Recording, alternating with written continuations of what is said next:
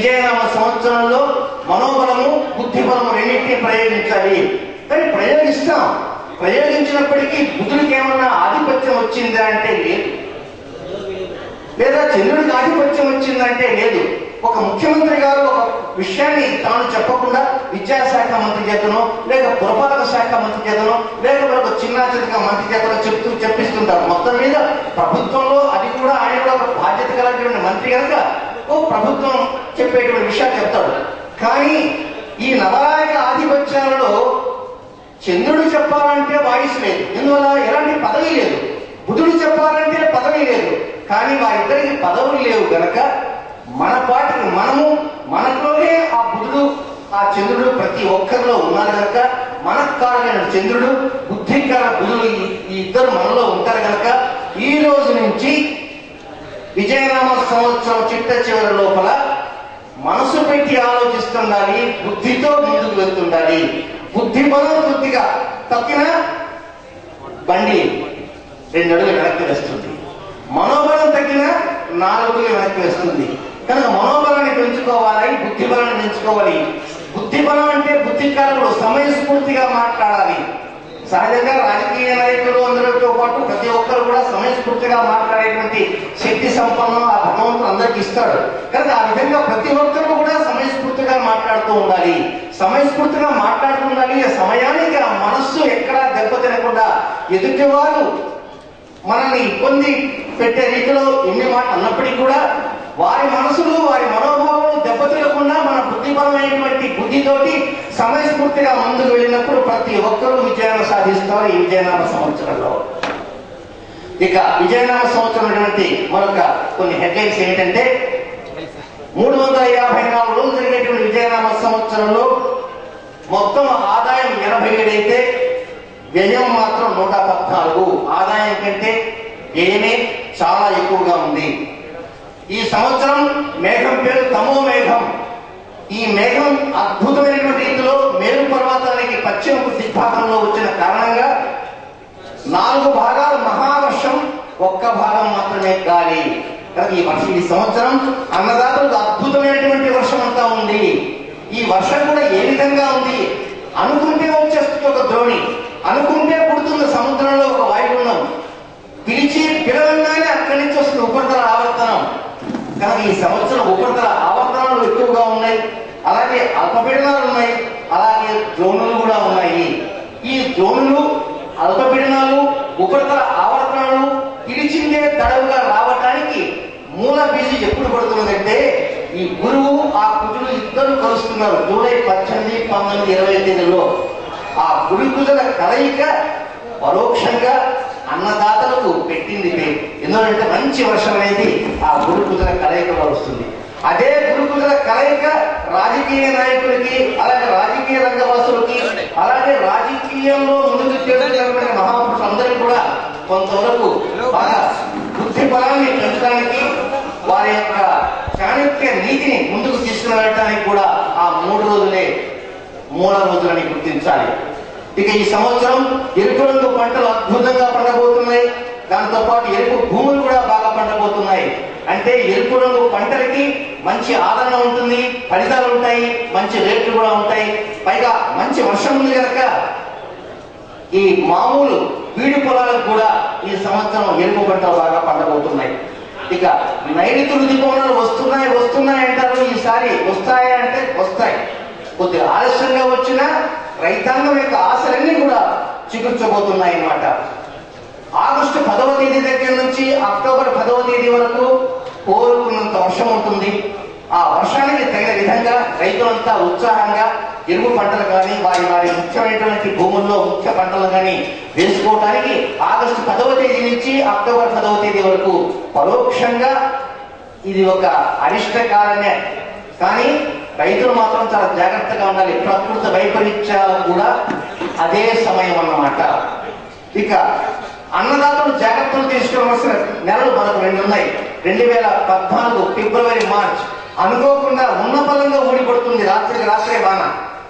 కానీ కొన్ని జాగ్రత్తలు అంటూ 2014, 2015 సంవత్సరంలో ఎందుచేతంటే వాతావరణ పరిశోధన కేంద్రం వారికి వారం రోజులు ముందుగా ఉందనగానే తెలియజేస్తారు. కానీ పంచాంగ గణితం ప్రకారం సంవత్సరం ముందుగా మేము తెలియజేస్తాం.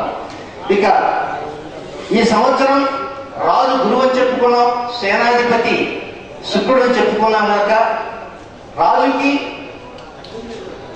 సేనాధిపతికి ఇరువురికి వైరం ఉంది కనుక రాజుగారు చెప్పిన మాట సెక్యూరిటీ వారు వినరు, సెక్యూరిటీ చెప్పిన మాట రాజుగారు వినరు. కనుక రాజు బాట రాజే, సెక్యూరిటీ బాట సెక్యూరిటీ. అంటే మంత్రి బాట మంత్రే, హోమ్ మినిస్టర్ బాట హోమ్ మినిస్టరే. హోమ్ మినిస్టర్ ఏమిటో వీరికి పట్టదు, వీరేమిటో వారికి పట్టదు.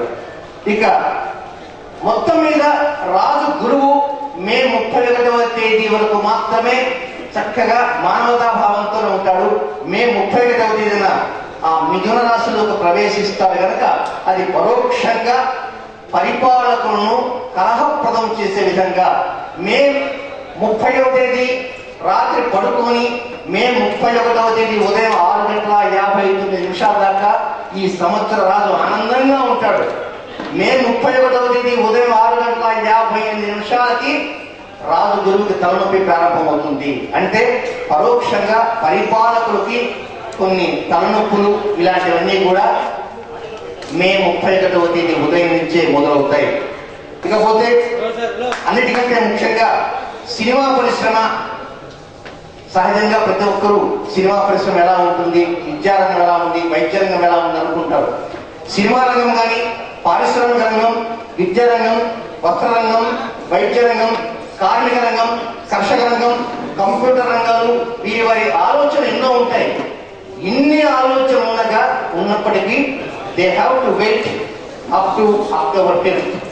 అక్టోబర్ 5వ తేదీ వరకు వారి వారి ఆలోచనలు ఎన్ని ఉన్నప్పటికీ ఆలోచనల్ని ఆచరణలో పెట్టాలంటే ఏవో ఆటంకాలు వస్తాయి. అక్టోబర్ 5వ తేదీ దాటిన తర్వాతనే సినిమా రంగం హవా ఏంటో తెలుస్తుంది.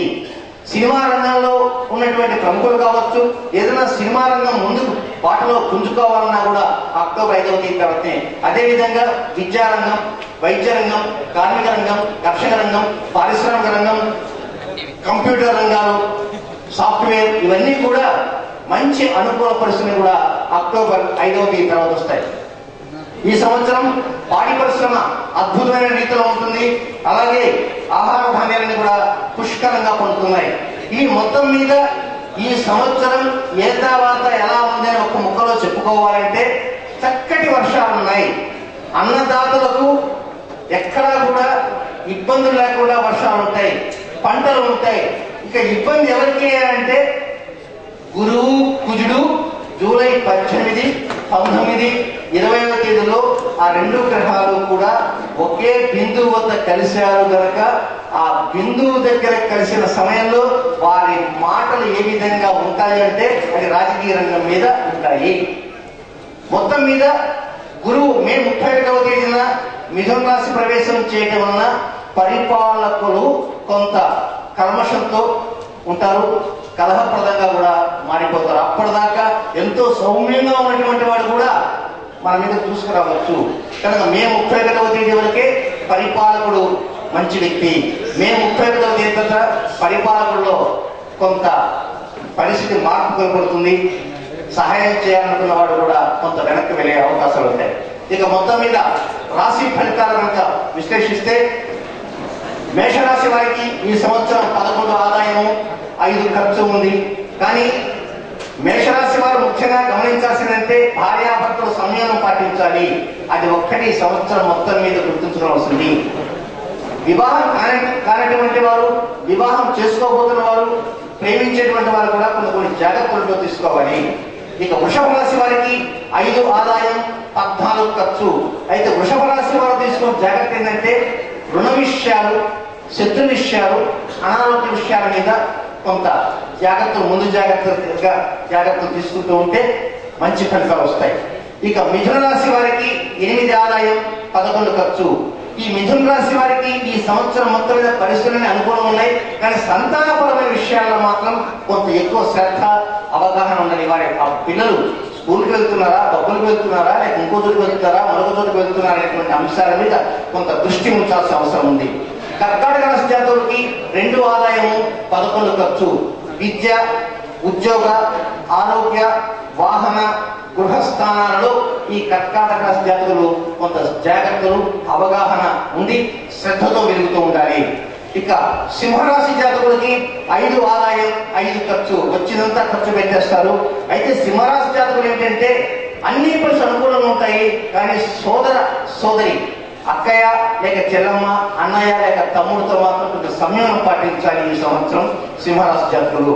ఇక కన్యారాశి జాతకులకి 8 ఆదాయం 11 ఖర్చు. ఈ కన్యారాశి జాతకులు ఏమిటంటే మాట్లాడేటప్పుడు జాగ్రత్తగా మాట్లాడాలి. ఎదుటివారు పెద్దవారా లేక చిన్నవారని కాదు, చిన్నవారితో మాట్లాడాలి, పెద్దవారితో మాట్లాడాలి, సమయస్ఫూర్తిగా మాట్లాడాల్సిన అవసరం ఉంది. దాంతో పాటు దంత నేత్ర విషయాల్లో కొన్ని జాగ్రత్తలు తీసుకోవాలి. కుటుంబపరమైన అంశాల్లో కూడా జాగ్రత్తలు తీసుకోవాలి కన్యారాశి జాతకులు. ఇక తులారాశి వారికి ఈ సంవత్సరం 5 ఆదాయం 14 ఖర్చు ఉంది. అయితే తులారాశి వారి ఏంటంటే మానసిక శారీరక సంఘర్షణలకు గురి కాకుండా జాగ్రత్త తీసుకోవాలి. ఎందుచేతంటే 185 సంవత్సరాల తర్వాత తులారాశిలో శని, కుజ, రాహు గ్రహాలు 3 కలుస్తున్నాయి. ఎప్పుడు? రాబోయే 2014 ఫిబ్రవరి 3 నుంచి మార్చి 25 వరకు. కనుక ఈ సంవత్సరం చివరి 2 మాసాలు కనుక ఇప్పటి నుంచే కొంత మనసును డిటర్వ్ చేసుకుంటూ శరీరాన్ని ఎక్కువ అలసట లేకుండా, అప్పుడు మనకు శరీరం మంచి పట్టుత్వంతో ఉండాలి కనుక ఇప్పుడే శరీరాన్ని అలసిపోయే విధంగా కాకుండా కొన్ని జాగ్రత్తలు అంటూ తులారాశి వారు తీసుకోవాలి. ఇక వృశ్చిక రాశి వారికి 11 ఆదాయము 5 ఖర్చు. కనుక వృశ్చిక రాశి వారికి ఏంటంటే ఈ సంవత్సరం వాస్తవంగా ఆదాయం ఎక్కువగా ఉన్నప్పటికీ కూడా అనవసరమైన ఖర్చు కొంత ఎక్కువగా పడేటువంటి అవకాశాలు కనుక ఖర్చును తగ్గించుకోవడానికి ప్రయత్నం ఉంటూ వచ్చాయి వృశ్చిక రాశి జాతకులు. ఇక ధనుస్సు రాశి జాతకులకి 14 ఆదాయము 11 ఖర్చు. ఆదాయం మిగిలినప్పటికీ కూడా లాభం విషయంలో మాత్రం ప్రతి చోట ఏదైతే లాభం వస్తుందనుకుంటారో, కాంట్రాక్ట్ కావచ్చు, లేక వారు చేసే వ్యాపారాలు కావచ్చు, లేక కుటుంబ విషయాలు కావచ్చు, ఏదైనా లాభం అనేటువంటి విషయం ఏదైతే ఉంటుందో అలాంటి లాభం అనేటువంటి విషయాల్లో మాత్రం కొన్ని జాగ్రత్తలు తీసుకోవాలి.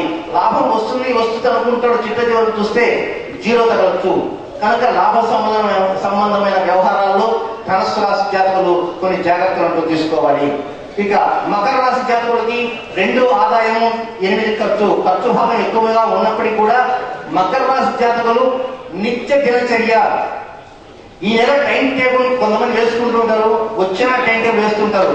ఏ రోజు టైం టేబుల్లో ఆ రోజే మార్పులు చెందుతూ ఉంటాయి. కనుక ఈ రేపు ఫలానా చోటుకి వెళ్దాం అనుకుంటారు, ఆ ప్రణాళిక ముందు కొన్ని గంటల ముందుగా మారిపోతుంటుంది. కనుక దినచర్యలో అనేక మార్పులు చేర్పులు ఉంటాయి కనుక ఒక్కొక్కసారి మాట ఇవ్వకండి, తప్పకుండా మేము వచ్చేస్తాము, 6-9 9 వచ్చేస్తామని మాత్రం ఛాలెంజ్ చేయకూడదు మకర రాశి వారు. ఎందుకంటే దినచర్యలో మార్పులు వస్తుంటాయి. ఇక కుంభరాశి జాతకులకి 2 ఆదాయము 8 ఖర్చు. కనుక వీరికి ఏంటంటే తండ్రి విషయాల్లో కొన్ని జాగ్రత్తలు తీసుకోవాలి. తండ్రి తరఫు ఉంటారు కనుక అంటే పెదనాన్న, చిన్నాన్న అలాంటి వారి అంశాల్లో కూడా జాగ్రత్తలు తీసుకోవడానికి ప్రయత్నం ఉంటుంచాడు. చివరిగా ఉన్నటువంటి రాశి మీనరాశి. వీరికి 14 ఆదాయము 11 ఖర్చు కనుక మొత్తం మీద ఈ మీనరాశి జాతకులు వాహన చోదకంలో గాని, ప్రయాణాలు చేసే సమయంలో గాని, లేక ముఖ్యంగా కలహాల జోలికి వెళ్లకుండా కొన్ని జాగ్రత్తలు తీసుకోవాలి. సో ఈ విజయనామ సంవత్సరం అందరికీ కూడా సెలవులకి సకలమైనటువంటి శుభాలు కలగాలని మనస్ఫూర్తిగా మనం కోరుకోవాలి. సకలమైన శుభాలు కలగాలంటే గ్రహస్థితులు ఆ విధంగా ఉంటే శుభాలు ఎలా కలుగుతాయి అనే ప్రశ్న ఉదయించవచ్చు. కనుక సకలమైన శుభాలు మనకు కలగాలి, సకలమైన శుభాలు మనకు రావాలి అంటే మనకు కారకుడు చంద్రుడు, బుద్ధి కారణ బుధుడు.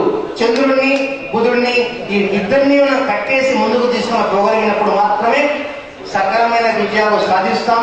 విజయనామ సంవత్సరం చెప్పిన విధంగా, ఆ పేరులో ఉన్న విధంగా మనమంతా కూడా విజయ పరంపరలో ముందుకు వెళ్ళాలంటే మన కారకుడు చంద్రుడు కావాలి, బుద్ధి కారకుడు బుధుడు కావాలి. మన కారకుడు చంద్రుడిని మనం చక్కగా ముందుకు నిలబెట్టాలి, బుద్ధి కారకుడు బుధుడిని మాత్రం దగ్గరకు తీసుకోవాలి. అటు చంద్రుడు ఇటు బుధుడు ఈ 2 గ్రహాలతో మాత్రమే విజయనామ సంవత్సరంలో విజయాన్ని చవి చూడగలని మనసారా కోరుకుంటూ స్వస్తి.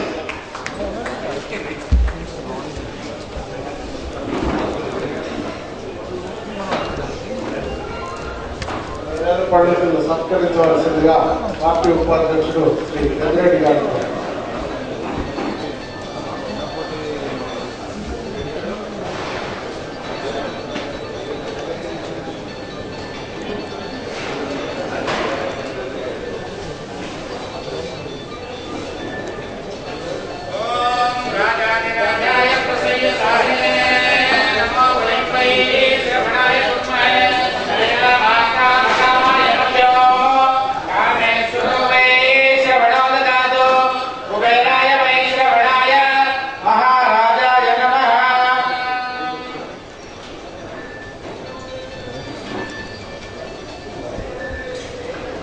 సార్ మీరు పగలండి సార్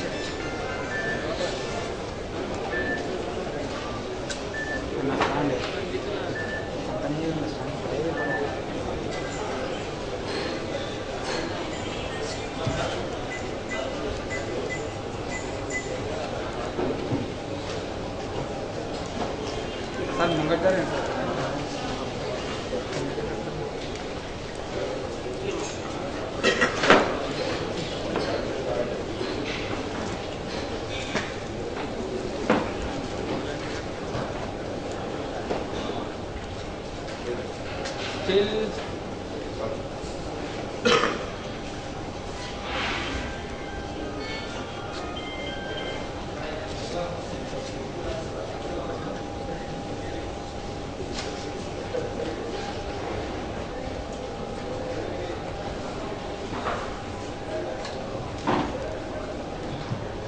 తెలుగు ప్రజలందరికీ